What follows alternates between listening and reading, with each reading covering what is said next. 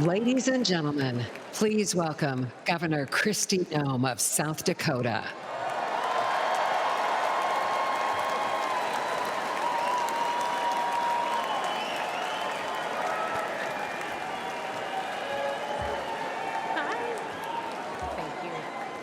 Good evening. You all look fantastic. I love the cowboy hats. And a shout out to South Dakota. Hi. Woo. Listen, I'm Governor Kristi Noem from the great state of South Dakota.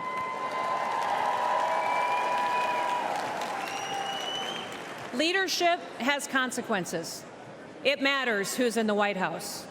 Now, I've been governor under both President Trump and Joe Biden. And people ask me all the time, what's the biggest difference? And I tell them that President Trump honored the Constitution. He let me do my job. And he let me keep my people free.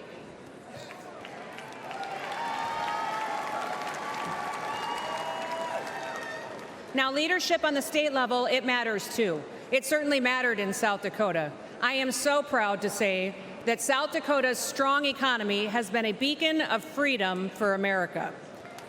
Most of you probably first heard about me during COVID, didn't you? Because South Dakota was the only state in the country that stayed open for business.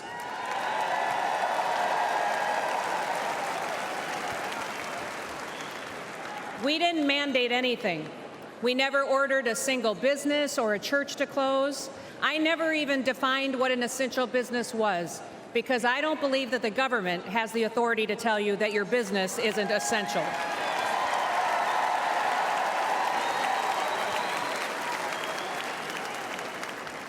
When other states were pushing mandates and lockdowns, instead in South Dakota, we hit the gas. We embraced liberty. We told our story and we invited people to come and to enjoy our beautiful state. Now, all of the things that conservatives have always talked about, we just did it, and it worked.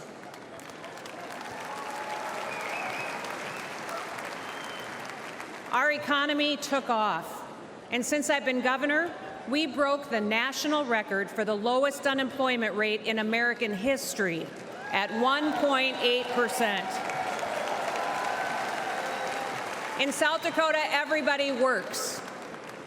We paid off state debts and bonds. We fixed dams and bridges. We built roads. We have a fully funded pension plan and a AAA credit rating. We broke records for surpluses, and we balance our budget every single year.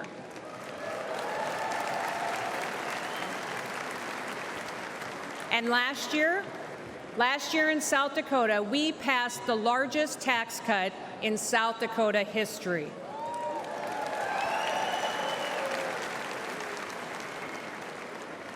Under my administration, incomes in our state have gone up 36%. Women-owned businesses are thriving. We also have the highest birth rate in the nation. People are having babies because they're happy.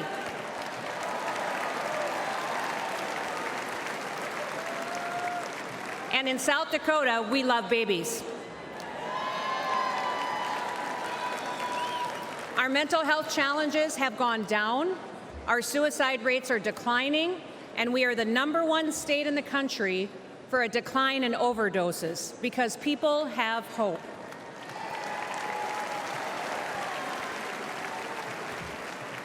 We're growing so fast that we needed more workers to catch up. So we launched the most successful workforce recruitment campaign in the history of South Dakota. And they have come by the thousands to join us and to live with us. Do you guys remember those ads when I was a really lousy plumber and a really terrible electrician? Do you remember those? Well, since we started those ads, we have seen a 78% increase in licensed plumbers in the state of South Dakota.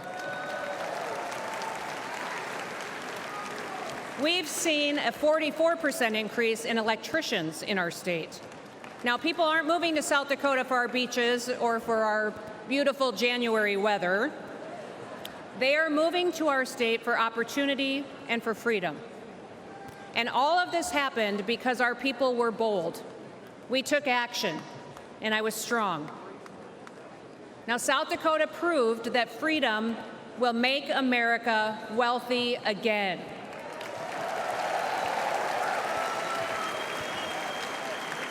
And with President Trump in the White House, with Senator J.D. Vance by his side, we will prove it across America.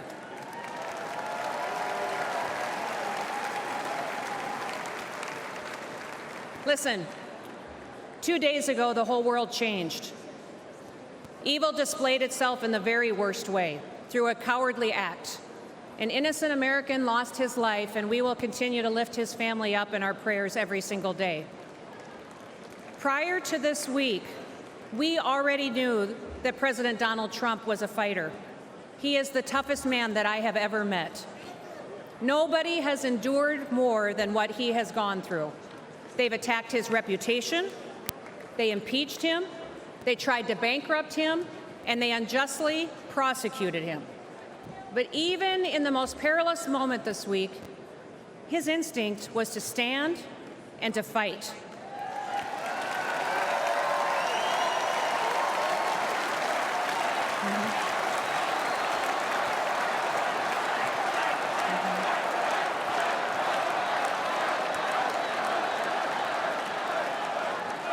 Donald J. Trump is our man in the arena. He will never stop fighting for us. He will never stop, and now he is bringing all of us together. Now, I know that many of you are angry, but now is the time to unite. And we have to get to work. We have to win the hearts and minds of every single American. Wake them up with truth and with wisdom. We need to listen to them. You can't win people over by arguing with them. Visit with your neighbors, at your job, at your church, at the gas station, or even at the grocery store. Listen, there are moments in our history, often after great hardship and tragedy, when true leaders unite our country. At one time, President Lincoln, he united our country. He delivered my favorite presidential address of all time. In fact, it's the only speech or poem or song that I ever made my kids memorize when they were young, when they were little. It was the Gettysburg Address, and it was delivered during our nation's bloodiest conflict.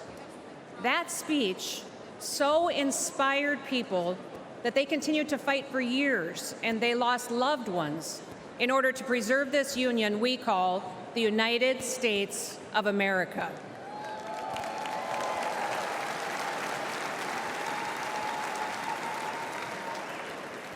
Now, at that time, President Lincoln encouraged us to take increased devotion, that this nation, under God, shall have a new birth of freedom, and that a government of the people, by the people, and for the people shall not perish from this earth.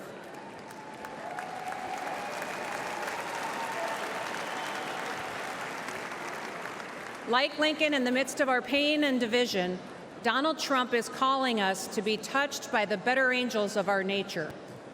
As Paul wrote in 2 Timothy, God has not given us a spirit of fear, but of power and of love and a sound mind. We must not be afraid.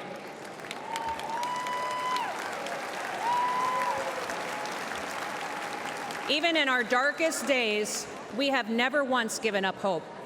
So don't quit on America. If we lose this country, where else will we go that provides more freedom and opportunity for our kids and our grandkids? And I've got 3 grandkids, and I'm counting on a whole lot more. And yes, democracy can be messy, but there is a great invisible strength to a people's union. We have shown the world that we can endure sacrifice and that we can still unite. We should still aspire to be worthy of this union, America.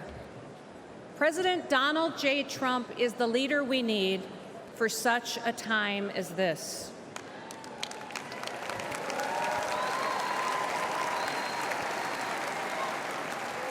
So now, I need you to get to work.